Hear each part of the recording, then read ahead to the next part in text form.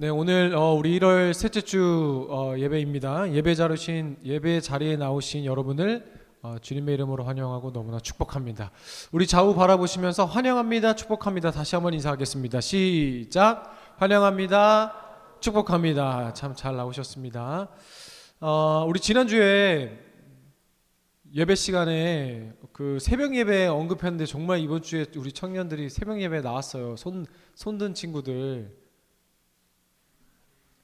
하나님께서 복되게 하실 줄 믿습니다. 네, 새벽 기도를 그래서 그 갔다 온 우리 그 중에 순장님 한 분이 계셨는데 한 달에 한 번을 이제 작정하고 한 달에 한 번, 여러분도 한 달에 한 번 해보실 수 있죠?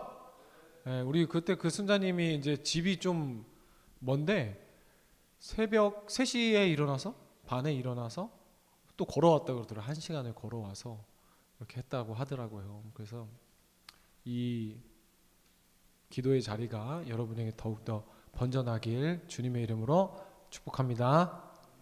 아멘. 오늘 우리가 함께 나눌 말씀은 욥기 42장의 말씀이에요. 우린 지난주에 욥의 그 고난, 그 깊은 골짜기를 우리가 함께 지나고 있었죠. 욥기 전체를 보면 이 욥의 세 친구 누구예요? 엘리바스, 빌닷, 소발과 욥 사이에서 이 고난의 이유를 둔 아주 치열한 논쟁의 이야기가 욥기서 전체에 기록되고 있었죠. 특히 지난주 말씀을 한번 떠올려 보면은요, 19장을 함께 나눴었는데 19장은 욥기 18장에 대한 욥의 대답이었습니다. 18장은 어떤 이야기를 나누고 있었어요?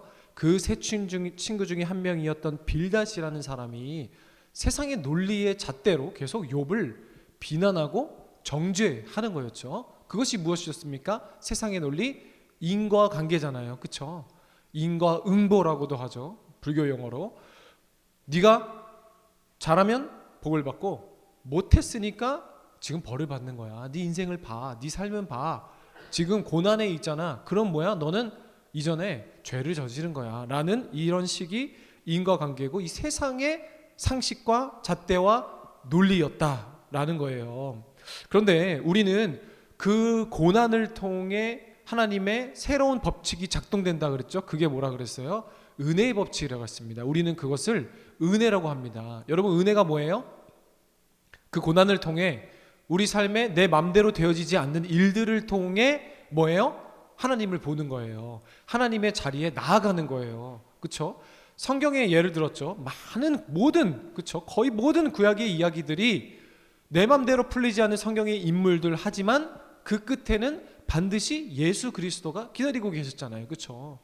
그래서 오늘 그 욥의 그 치열한 고난에 대한 공방전 이야기 속에 오늘 우리가 함께 읽은 말씀은 42장 욥기서의 마지막 장의 결론에 해당하는 말씀이죠. 특별히 5절 말씀은 우리가 3년 전에 청년부가 우리 주제로 삼았던 말씀이기도 합니다. 무엇이었어요? 이제는 내가 눈으로 주를 배움나이다. 그쵸? 그 결론 5절 말씀을 우리 한번 같이 읽어볼까요? 시작. 내가 주께 대하여 귀로 듣기만 하였사오나 이제는 눈으로 주를 배움나이다. 아멘. 여러분, 무슨 의미예요? 내가 이전에는 귀로만 들었던 하나님, 뭐예요? 즉 종교적인 지식, 틀 안에 갇혔던 나의 하나님, 머리로만 알던 그저 지식으로만 존재했던 하나님을 어떻게 하겠다는 거예요? 이제는 내가 눈으로 주를 만납니다. 뵙습니다. 신앙의 머리에만 갇혔던데 이제는 가슴으로 주를 압니다. 라는 의미죠. 가슴으로 주님을 아는 건 뭐예요? 내가 예수님과 관계를 맺은 사람입니다. 라고 이제 얘기를 하고 있는 거죠. 여러분, 우리 제일 처음에 이제 그 선교 갔을 때 이 말씀으로 우리가 말씀을 나눴을 때 제가 그 디즈니랜드의 그 알라딘 알아요? 알라딘 봐보신 분. 그때 이제 그 영상으로 한번 이제 그 보여드린 적이 있었는데 또 준비하려다가 요즘에 디즈니 그 저작권 문제가 장난이 아니라고 그러네요. 그래서 우리 설교도 다 유튜브에 올라가니까 좀 그 안 갖고 왔는데 그때 여러분 영상 한번 기억해 보시면 어떤 장면이었어요? 알라딘이 뭘 타고 다녀요? 양탄자 타고 다니잖아요. 그렇죠? 근데 궁 안에 사는 공주의 이름이 뭐예요? 자스민 공주잖아요. 자스민 공주를 처음에 궁에서 만나요. 그래서 막 알라딘이랑 막 이렇게 썸을 타다가 알라딘이 자스민한테 빠이 하고 궁전에서 뚝 떨어지는데 자스민 공주가 깜짝 놀라잖아요. 그쵸? 잠깐만 했는데 어떻게 해요? 알라딘이 건물에서 떨어져서 떨어진 게 아니라 양탄자를 타고 쭉 올라오잖아요. 다들 라이온킹만 보세요. 그 알라딘 그런 내용이 있는데요. 집에 가서 한번 보세요. 그런데 그러면서 나랑 같이 양탄자 탈래? 이렇게 얘기하잖아요. 알라딘이. 그래서 자스민이 평생 그 궁전에만 갇혀 있다가 아빠가 시키는 대로 하고 엄마가 먹으란 거 먹고 그냥 궁전에서 공주 놀이만 하다가 새로운 양탄자를 타고 알라딘이랑 함께 어떻게 해요? 세상 밖으로 나가잖아요. 그때 나오는 OST가 뭐예요? A New World. 그쵸? 나나나 알죠? 그거잖아요. 이제 노래 들으니까 기억나요? 그 장면을 같이 집에 가서 보세요. 뭐예요? 공주가 그 안에 갇혔던 공주에게 손을 내밀어 새로운 세상으로 그걸 어떻게 해요? 그 데이트를 막 별자리 지나다니면서 그쵸? 막 강가에 물도 마시고 막 꽃들도 보고 막 자스민이 그때부터 이제 알라딘이랑 이제 본격적으로 썸을 타기 시작한 거잖아요. 오늘 욥기가 우리에게 하는 기능이 그래요. 여러분, 욥의 이 한마디가 우리가 그냥 지나칠 수 없는 말씀이잖아요. 내가 이전에 귀로만 들었습니다. 그런데 하나님 이제는 내가 주님을 보네요. 만나네요. 알겠네요. 또 중요한 예시로 들리면요. 여러분 제가 좀 애견스러운 그런 면이 있잖아요. 그런데 사실 테토남이거든요. 저는 넘어가겠습니다. 그런데 저의 이 애견스러운 그거가 사실 같이 이제 자라온 환경이 중요하잖아요. 저는 누나가 한 명 있거든요. 그리고 제가 둘째고요. 여동생이에요. 그러니까 4남매 중에 저 혼자 남자였어요. 특권도 있었죠. 그래서 항상 조금 이제 성장기 되면서 항상 방을 따로 쓰고 혼자 있었는데 그만큼 소외된 거, 고립된 거죠. 그렇죠? 그래서 저의 애견스러운 이런 그런 이렇게 디테일한 섬세한 그런 거는 이 뭔가 이 메타 인지가 우리 여자 형제들이랑 같이 자랐기 때문이라고 저는 생각하거든요. 그래서 다른 남자들보다 평생 자부심이 있었습니다. 뭐냐면 나는 여자를 잘 안다. 왜요? 여자 형제가 3명이나 있잖아요. 3명이나. 그래서 나는 여자를 잘 안다. 그런데 이 일은 언제 터졌어요? 제가 결혼을 하니까 결혼한 지 이제 벌써 거의 횟수로 10년이 다 돼가거든요. 그런데 제가 결혼 생활을 하면서 한 가지 깨달은 게 있습니다. 아, 나는 여자를 정말 몰랐구나. 아무리 그래도 남자만 있는 형제 집보다는 여자를 잘 알겠지라고 생각했는데, 와, 이거 결혼해서 여자랑 결혼을 해서 가정을 이루는 거 완전 어나더 게임이잖아요. 그렇죠? 완전히 새로운 거예요. 나는 다 안다고 생각했는데 말투, 행동, 표정, 서로의 대화까지도 어찌나 이렇게 말이 안 통하는지 궁금하시죠? 그래서 여러분 동계수련회 참여해야 된다, 안 해야 된다? 해야 된다. 빌드업 괜찮았어요? 네, 괜찮았죠. 동계수련회 우리 잠시 광고 드리겠습니다. 1부, 2부로 진행되는데 우리 1부는 그 연애 특강으로 진행됩니다. 우리 결혼을 앞두거나 또 이성을 만나서 하나님 안에서의 함께 지어져가는 교제에 대해서 함께 나누고요. 2부는 예배, 집회로 진행됩니다. 넘어가겠습니다. 그런데 여러분 이거랑 마찬가지예요. 우리가 하나님이랑 똑같아요. 제가 여자 형제랑 반평생을 같이 지내서 누구보다 여자들의 심리를 잘 안다고 생각했지만 진짜 나의 사랑하는 사람과 양보하며 헌신하며 살아보니 내가 아는 건 아는 거였다? 아니었다. 그러면 아는 건 언제 시작된다? 같이 살아볼 때. 여러분 하나님을 우리가 아는 것도 똑같아요. 하나님을 우리가 교제하는 것 똑같아요. 여러분 우리는 하나님 지금 여러분 삼위일체 하나님에 대해서 모르는 사람 있어요? 성부 하나님, 성자 예수님, 성령 하나님, 그리고 하나님이 우리를 위해 이 땅에 예수님을 보내주셔서 무엇을 하셨고 우리에게 성령 하나님을 보내주셔서 우리를 도우신다는 분이라는 거를 이 머리로 모르는 사람 있어요? 다 알걸요? 그쵸? 그런데도 우리는 하나님을 알아요? 몰라요? 아직도 잘 모르는 것 같은 느낌은 왜? 내가 하나님이랑 같이 안 살아봐서 그래.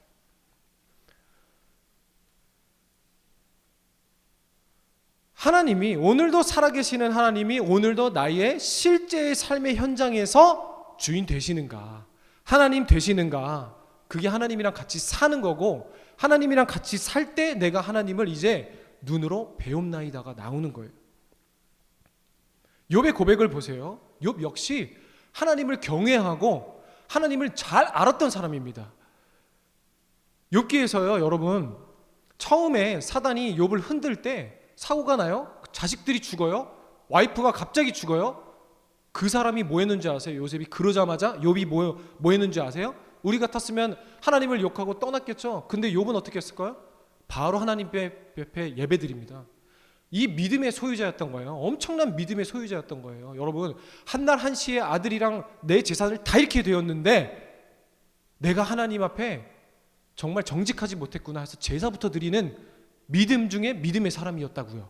그런데 그런 사람도 오늘 이 모든 고난을 통해 나에게 한 단어만 남게 되었으니 그건 뭐예요?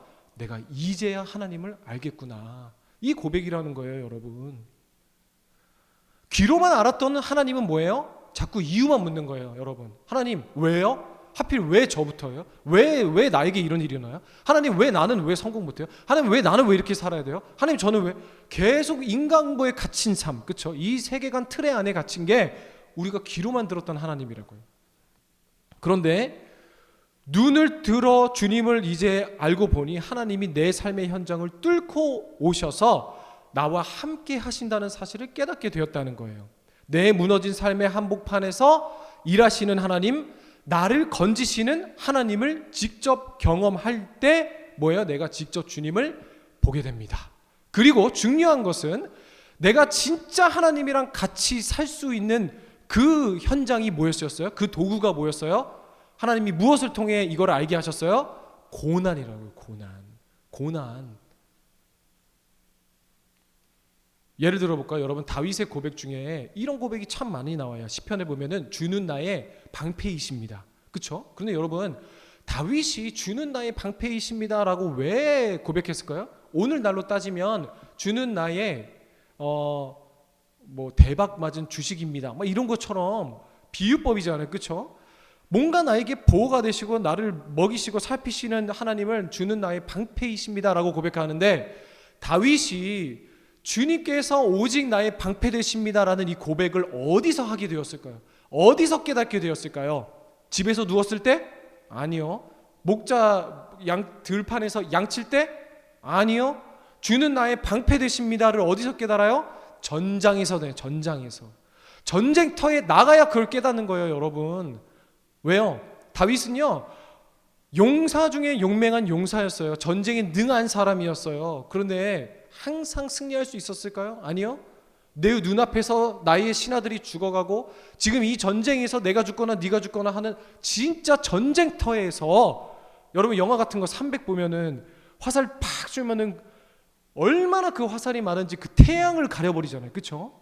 그런 전쟁터에서 다윗이 지금 홀로 서 있는 거예요. 그런데 이쪽 화살이 나를 찌를까 저쪽 화살이 찌를까 그 태양을 가릴 만한 엄청난 수의 화살이 나를 향해 오면서 다윗이 뭘 깨달은 거예요? 주님만이 나의 방패 되시군요. 이걸 깨달은 거라고요. 언제서요? 언제? 전쟁터에 서 있을 때. 그때 주는 나의 방패십니다라는 고백이 내 삶의 실제가 되는 거예요. 실제가. 백날 누워봐요. 뭐 그거 침대에 누워있으면 주는 나의 방패시오. 고백 나오겠어요? 다윗이? 그러니까 모든 게 잘 풀리고 모든 고난이 없이 방 안에서 떵떵거리면서 누워서 잘 때 다윗이 어떻게 됐어요? 밧세바랑 간음하잖아요. 범죄 저지르잖아요. 여러분 지금 돈 없어요? 시간 없어요? 그 축복이라고요. 이게 축복이에요. 고난이 축복이에요, 여러분. 이 말씀을요, 제가 그 어른들 신방할 때, 작년 신방할 때 어느 한 성도님이 고백하시더라고요. 목사님, 요즘 경기가 어렵잖아요. 그런데 회사에서 다 이거 해고 정리를 하는 거예요. 다 사람들 이제 회사에 이거 예산을 줄이기 위해서 인건비를 원래 사람들부터 정리하잖아요. 정규직을 비정규직으로 돌리고 세이프하기 위해서. 그런데 자기 동료들이 다 그렇게 정리해고를 당하는데 나도 언제 해고당할지 떨고 있었대요. 그런데 말씀을 묵상하다가 이 시편 주님만이 나의 방패 되십니다. 이 말씀 붙잡고 고백하는데 자기만 해고를 비껴나갔대. 자기도 왜 그런지 모르네요. 자기가 일을 잘하는 것도 아니고 자기가 뭘 특출나게 스펙이 좋은 것도 아닌데 하나님이 나를 비껴나가게 하시니까 이 삶의, 그쵸? 삶과 죽음의 한복판에 서 있었던 다윗이 주님만이 나의 방패 되십니다가 내 말씀이 되는 거예요. 여러분, 고난은 우리를 주님과 대면하게 만들고요, 고난은 우리로 하여금 귀로만 들었던 하나님을 드디어 눈으로 볼 수 있게, 주님을 만나게, 눈으로 주님을 볼 수 있게 한다니까요. 여러분, 우리 2026년 세비청년부의 주제의 말씀이 뭐예요? 함께 지어져 가느리라. 그래서 여러분, 와, 함께가 좋은 거래, 우리 같이 하자, 순모임 좋다, 우리 이렇게 하자, 여기서 끝나는 게 아니에요. 주제로 모으잖아요. 우리가 하나님, 내가 함께 지어져 가겠습니다 라는 주제로 우리가 2026년을 시작했잖아요. 그러면 하나님이 전쟁터를 주신다니까요. 우리한테 함께 지어져 갈 수밖에 없는 상황과 형편을 우리에게, 이 컨텍스트를 우리에게 줘요. 어떻게 해요? 내가 참아봤는데, 내가 돈도 써봤는데, 내가 시간도 써봤는데 함께 지어져 갈 수가 없네 도저히. 근데 뭐였어요? 성령 안에서잖아요. 그렇죠? 성령 안에서 나는 할 수 없는데 성령님이 하게 하시게끔 만드는 그 상황을 우리에게 반드시 준다니까요. 그리고 그 시간과 그 환경을, 장소를 통해서 아, 이거 하나님이 하시는구나, 그거를 깨닫게 하신다니까요. 다시 본문으로 돌아오면요, 여러분, 이번 주 욥기서의 말씀을 쭉 우리가 읽으면서 38장부터 하나님이 등장하시잖아요. 그렇죠? 그 전까지는 계속 빌닷 네가 맞냐 내가 맞냐, 욥이 어떻게 나한테 그런 말을 하냐, 너 절친인 줄 알았는데 어떻게 그렇게 나한테 말을 함부로 하냐, 이러면서 계속 새 친구들이랑 네가 맞냐 내가 맞냐 하다가 드디어 38장에 나 하나님이다 하고 딱 등장하는 거예요, 하나님이. 그런데 하나님이 등장하시자마자 무슨 말씀을 하세요? 그럼 욥의 편을 들어주셔야 되잖아요. 그렇죠? 빌닷, 엘리바스, 소발, 너 욥한테 사과해. 욥이 맞아. 욥은 죄가 없었는데 내가 이 모든 걸 허락했어. 아니면은 욥이 맞으니까 너희들 잘못했다 해. 이렇게 상황 정리를 해주셔야 되잖아요. 그렇죠? 그런데 38장부터 보면은요, 하나님은요 욥의 고난의 이유에 대해서 아무 말씀도 안 하시고 계속 질문만 하세요. 질문만. 근데 이 질문이 뭐냐면요, 대표적인 질문의 내용이 어찌와 어디가 들어간 질문입니다. 예를 들어 욥한테 이렇게 하세요. 38장부터 나오시자마자 내가 땅에 기초를 놓을 때 넌 어디 있었냐 욥아. 바닷물이 태에서 터져 나올 때 그것을 문으로 가둔 자가 누군지 아냐? 네가 능히 어찌 하늘의 궤도를 알고 그 법칙에 땅을 세울 수 있겠느냐? 계속 이런 말씀만 하시는 거예요. 뭐예요? 하나님은 이 광활한 창조와 이 우주 섭리에 대해서 하나하나 열거하시는 거예요. 어떻게 보면 제가 욥이었다면 되게 섭섭했을 것 같아요. 그렇죠? 하나님, 이제 교통 정리를 해주셔야죠. 갑자기 나와서 뭔 창조 섭리를 얘기하고 계십니까? 그 오해할 수 있어요. 아, 하나님은 이처럼 광대하시고 나는 창조주니 너희 피조물은 그냥 하나님이 시키는 대로, 그래 좋은 것도 좋은 거고 안 좋은 것도 주면 그냥 감사합니다라고 해야지 뭘 따지고 있어 욥, 너도 그렇게 잘한 거 없어 라고 느꼈을 수도 있어요. 그것을 읽어가는 우리 독자들, 우리 그리스도인들에게도요. 그런데 하나님은 계속 이렇게 말씀하실 거예요. 내가 이것들을 지을 때 넌 뭐하고 있었는데? 근데 이 질문이 뭐냐면요, 이 질문을 이해하기 위해서요 욥의 마음을 우리가 이해할 필요가 있어요. 여러분, 욥이 그 고난의 시간을 견디면서 가장 힘들었던 거가 무엇이었을까요? 우리 솔직히 생각해보면 육신이 힘들고 재산을 잃은 것도 힘들었겠지만, 제가 만약에 욥이었다 그러면 제일 힘들었던 건 하나님의 부재였을 거예요. 그렇죠?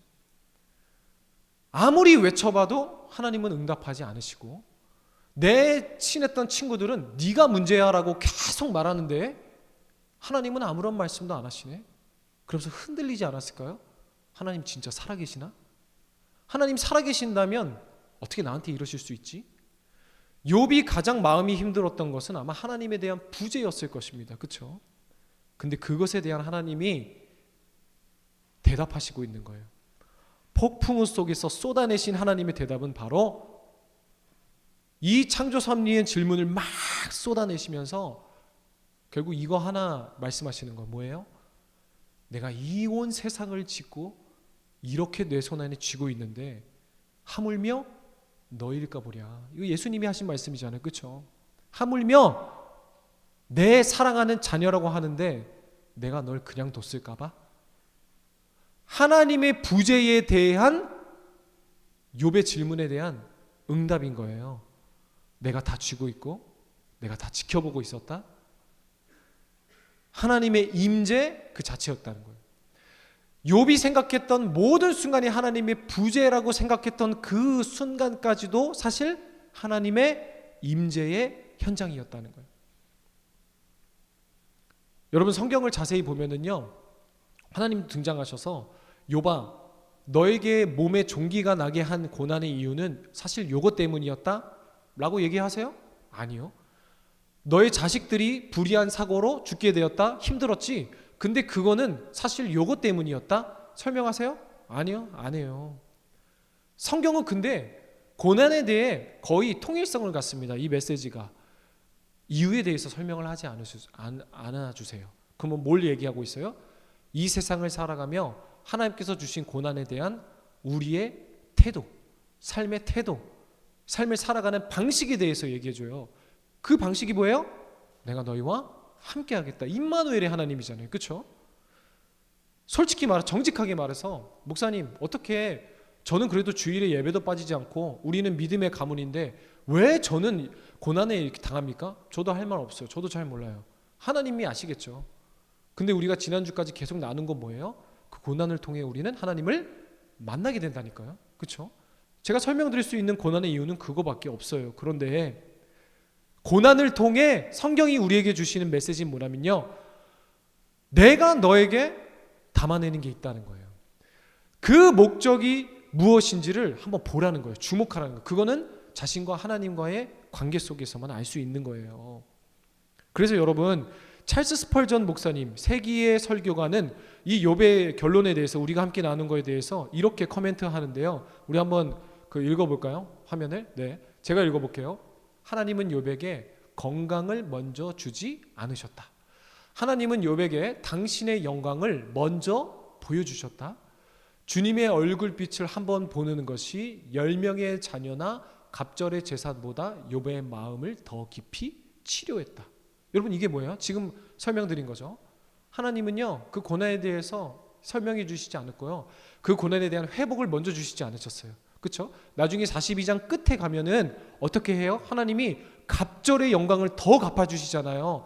그런데 그 갚아주시기 전에 욥이 깨달은 거예요. 갚아주셔서 하나님 살아계시구나가 해서 내 마음에 위로와 평안이 온 게 아니라 하나님께서 이 모든 걸 설명해, 창조 섭리에 대해서 내가 너와 함께 있었다, 내가 부재라고 여겼던 그 시간까지도 사실 내가 너 쥐고 있었다 라는 걸 보여주시자마자 욥이 이제는 내가 눈으로 주를 만납니다 고백하잖아요. 그렇죠? 그래서 여러분, 솔직히 말해서 우리의 고난의 이유를요, 하나님이 지금 설명해 주신다고 우리 삶이 뭐 달라져요? 아, 그랬군요. 그래서요, 하나님 어떻게 해결하실 건데요? 이거밖에 없잖아요. 그렇죠? 욥이 진짜로 원했던 건 뭐냐면요, 그 절망과 그 고난과 그 애통의 삶을 통해서 하나님 살아계시면 됐다는 거예요. 아, 하나님 다 아셨군요. 그럼 됐습니다. 왜요? 우리의 삶은 강건해야 80, 100세 시대 하지만 이 세상에서의 삶이 모든 것이 아니기 때문이에요. 하늘에 가면 하나님이 다 설명해 주시겠죠? 그렇죠? 그래서 여러분, 그 세기의 베스트셀러 그 책인 칼 세이건의 코스모스라는 책 알아요? 코스모스라는 책, 막 그 페이지만 해도 700페이지가 넘는 두꺼운 책이 있어요. 그거 한번 읽어보세요. 근데 그거를 읽어본 사람 있어요? 읽어보면은 과학책처럼 느껴지거든요. 막 어쩌고 저쩌고 뭐 은하계가 어쩌고 저쩌고 막 하는데 사실 그 책은요, 과학책이 아니라고 생각해요. 저는 뭐냐면요, 이 광활한 우주를 우리에게 설명해 줌으로써 그건 인문학적인 책이라고 생각해요. 네가 뭔데 그래서? 너의 인생은 먼지 털이야. 그냥 먼지야. 그러니 그냥 힘써 살아봐. 더 너무 이 좁은 세상에서 그냥 아등바등 투닥투닥 거리면서 살지 말고 용서할 거 그냥 용서하고 그냥 네가 바꿀 수 없는 건 받아들이고. 왜? 너는 이 놀라운 우주, 정말 큰 우주 속에서 그냥 너는 먼지 같은 존재일 뿐이니까. 이게 그 책의 주제라고 생각해요. 저는 과학에 대한 정보 지식보다 하나님도 마찬가지예요. 여러분, 칼 세이건이 왜 700페이지나 넘게 그 놀라운 우주에 대해서 우리에게 얘기를 하고 그게 왜 베스트셀러예요? 여러분, 하나님도 오늘 우리에게 말씀하시는 거예요. 우리의 생사화복 하나님이 쥐고 있다. 성경이 말하는 것보다 그 고난의 이유보다 그 고난과 함께 하시는 우리 하나님, 그렇죠? 사랑하는 여러분, 욥이 하나님을 만나자마자 모든 마음이 회복되었듯이 어쩌면 우리의 신앙, 우리의 고난 역시 하나님 도대체 계십니까? 라는 이 질문부터 시작되는 것이고, 그 질문에 대한 해답을 하나님께서 욥기서를 통해 우리에게 주고 계신 거예요. 설명할 수 없는 고난보다 더 큰 하나님의 임재가 우리의 삶을 덮을 때에 우리가 진정으로 하나님 안에서의 자유를 누릴 수 있음을 고백합니다. 그 하나님의 임재 안에, 그 빛 안에 거하는, 그리고 다시 서는, 그래서 우리 삶에 여러 이해되지 않는 일들을 하나하나 설명하고 우리가 그것을 정죄하고 비판하고 비난하기보다 그 고난 속에서도 함께 하시는 하나님, 그 모든 하나님의 부재의 시간이었다고 생각되어지는 시간까지도 사실 하나님이 가장 우리를 돌보시고 계셨다는 그 순간임을 믿음으로 고백하고, 우리도 욥처럼 내가 이제 주님을 압니다, 내가 주님과 함께 살겠습니다 라는 이 고백으로 우리가 한 주를 또 살아가길 주님의 이름으로 축복합니다. 우리 함께 찬양합시다. 공감하시네. 우리 함께 찬양하고 기도하는 시간 갖도록 하겠습니다.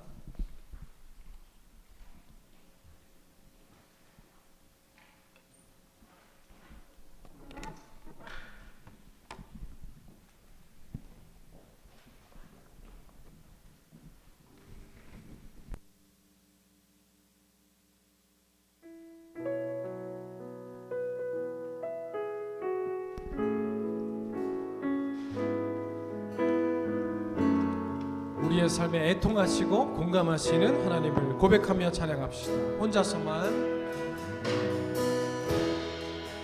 혼자서만 세상을 사는 듯이 주가 멀어 보이기만 할 때 우리는 바라보아야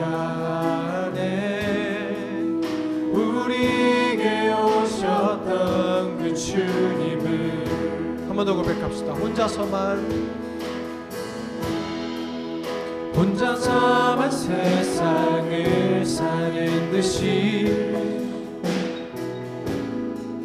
주가 멀어 보이기만 할 때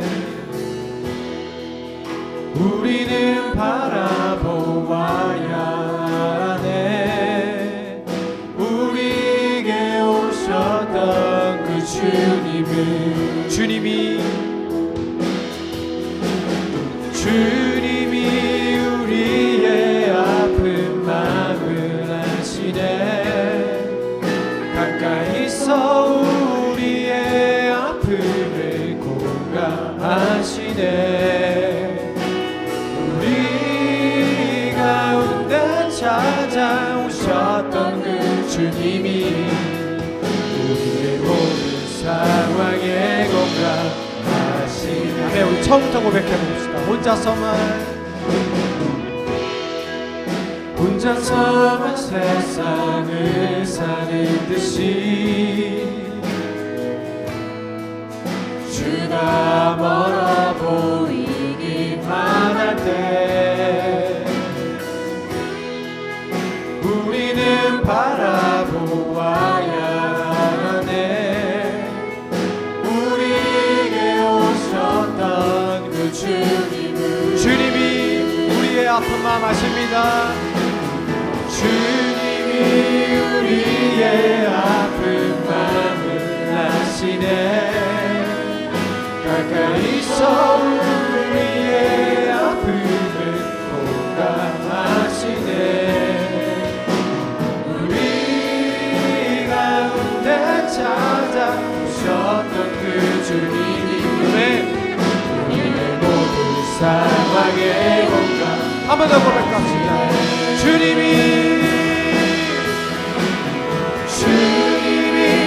우리의 아픈 마음을 아시네.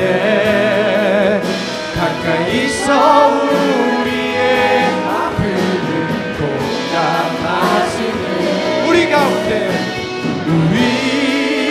가운데 찾아오셨던 그 주님이 우리의 모든 상황에 공감하시네. 한 번 더 고백합시다. 주님이 우리의 아픈 마음을 아시네. 가까이서 우리의 아픔을 공감하시네. 우리 가운데 찾아오셨던 그 주님이 아멘. 우리의 모든 상황에 공감하시네. 아멘. 우리 시간 함께 기도합시다. 받은 말씀 기억하며 우리의 모든 것 아시는 주님께서 지금도 우리와 함께 하신 줄을 믿습니다. 우리의 깊은 질문, 하나님 계십니까? 하나님 나와 함께 하십니까? 그 하나님의 모든 부재의 시간 역시도 가장 강력한 하나님의 임재의 순간이었음을 욥처럼 깨닫게 하여 주시옵소서. 설명할 수 없는 우리 삶의 고난보다 더 큰 하나님의 임재가 우리를 덮게 하옵소서. 그리고 그 고백 위에 우리도 욥처럼 서게 하옵소서. 내가 귀로만 머리로만 주님을 알았으나 이제 주님을 알겠습니다. 이제 주님과 함께 살겠습니다. 이 믿음의 고백을 결단하는 마음으로 우리 주님 이름 크게 부르짖고 함께 기도합시다. 주여! 사랑의 하나님, 욥의 고백을 통해 귀로만 듣던 주님을 이제 눈으로 보게 하시니 감사합니다. 우리 역시 내 인생에 찾아온 고난이라는 좁은 감옥에 갇혔어 하나님을 원망하며 우리 곁에 계신 주님을 보지 못하였음을 고백합니다. 이 거대한 우주를 하나하나 돌보시는 하나님이 바로 나의 아버지가 되셔서 내 작은 신음소리까지 다 듣고 계심을 깨닫게 하여 주시옵소서. 나보다 나를 더 잘 아시는 하나님, 한순간도 나를 혼자 두지 않으시는 하나님의 손길을 믿음의 눈으로 보게 하여 주시옵소서. 설명할 수 없는 고난보다 더 큰 하나님의 임재가 나의 인생을 드물게 하여 주옵시고 그래서야 비로소 자유한 삶을 살게 하여 주시옵소서. 그 임재의 비난에서 다시 일어서는 우리가 되게 하여 주시옵소서. 내가 이해할 수 없는 그 어떠한 순간과 상황 속에서도 하나님이 나와 함께 하심을 하나님을 믿음으로 고백하고 나아가는 우리를 되게 하여 주시옵소서. 아버지 하나님이여, 지금도 우리의 흩어진 퍼즐 조각 하나하나도 하나님의 손바닥 위에 올려두고 계신 줄을 믿사오니 내가 다 알고 있다. 내가 너를 붙들고 있다. 내가 너와 함께하고 있다. 나는 하나님의 오는 상황에 귀 기울이며 그것을 나아가는 우리를 하여 주시옵소서. 아버지 하나님의 이름으로 고백하며 나아가는 우리를 하여 주옵시고 오늘도 우리를 살리시는 하나님, 오늘도 우리와 함께하시는 하나님의 이름을 고백하며 그 믿음 위에 서는 우리를 하여 주시옵소서. 아버지 하나님, 우리하여 나아갑니다. 도와주시옵소서. 함께하여 주시옵소서.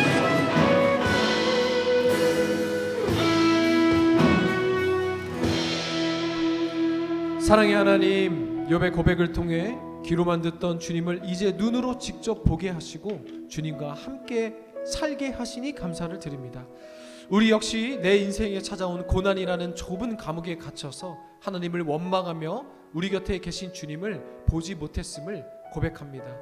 이 거대한 우주를 하나하나 돌보시고 지으시고 창조하신 하나님이 바로 나의 아버지가 되셔서 내 작은 신음소리까지 다 듣고 계심을 이 시간 깨닫습니다. 나보다 나를 더 잘 아시는 하나님, 한순간도 나를 혼자 두지 않으시는 그 하나님의 손길을 믿음의 눈으로 보게 하옵소서. 하나님과 관계를 맺고 함께 살아가는 우리의 삶이 되기를 원합니다. 이번 한 주간 세상을 살아갈 때 예배당 안에서만 만났던 하나님이 아니라 내 삶의 현장에서 함께 걸어가시는 하나님을 직접 경험하기를 원합니다. 주님은 못하실 일이 없으시고 주님의 계획은 반드시 이루어집니다 라는 고백했던 욥의 이 확신 속에 우리의 고백을 심게 하여 주시옵소서. 우리 삶의 주인 되시는 주 예수 그리스도의 이름으로 기도드립니다. 아멘.